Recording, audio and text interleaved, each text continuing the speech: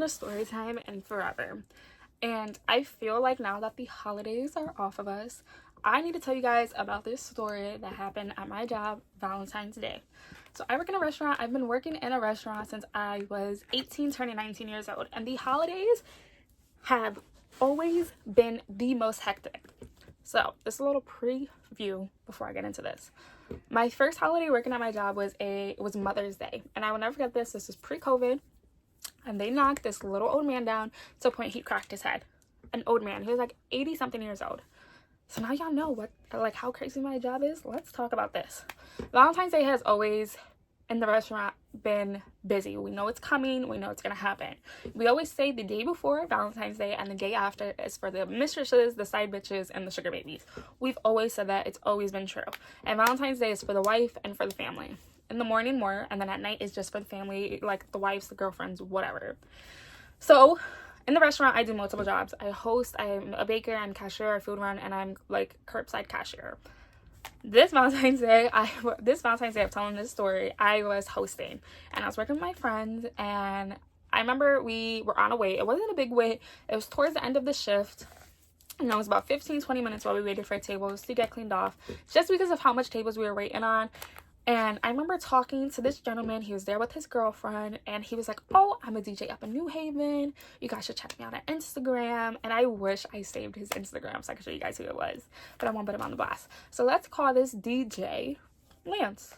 So Lance is with his girlfriend. Let's call her Vicky. They're so cute. They're so comfortable. They're just booed up in the little corner while we're waiting for their table. I'm like, hey, it's 15-20 minutes. They said, can we get a little booth so it could be more intimate since we're just going to be sharing everything? And you know, it's our first Valentine's Day. I said, sure, no problem. That's even better because those tables get up quicker. So while they're waiting, a group of girls come in. It's about 6 of them. One of the girls, let's call her Paula. Paula is looking gorgeous. Her hair's up in an updo. She got this fur white coat on. She's looking hot. The party of 6, the only table I had open was all the way in the back patio. So I asked them, I said, hey, is this cool? You guys want to sit back there? They said, yeah, that's cool.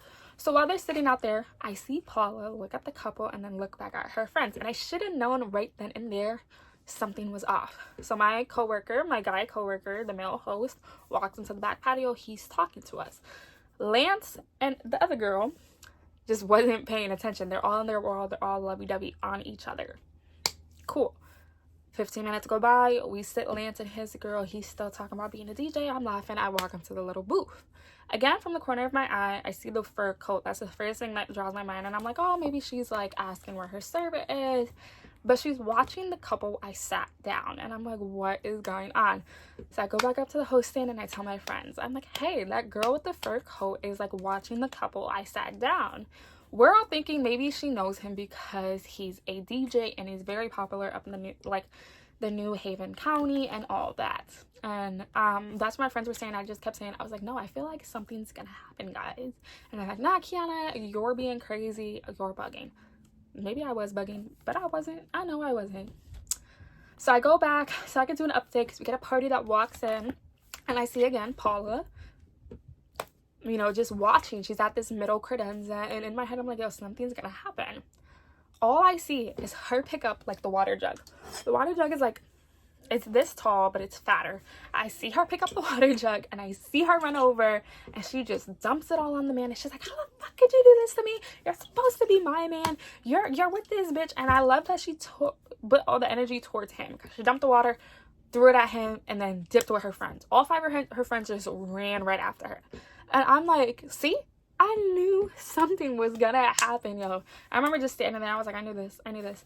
The girl, I felt so bad for the girl that was sitting there with Lance. As she was in tears. She's like, how could you be cheating on me? How could you do this? And then he just looked at her and he was like, she's gonna go fuck up my car. We had to tell my manager. My manager's on the phone. He's on the phone with the cops. He's like, yeah, you know, it's a tall white girl. She's in a fur coat. It looks like she got no pants on. They're keying his car. So all of us being nosy up at the host stand, we looking right out the window. And sure enough, she was keying in his car. Cheater. It's always hectic where I work at, so I was just on my phone.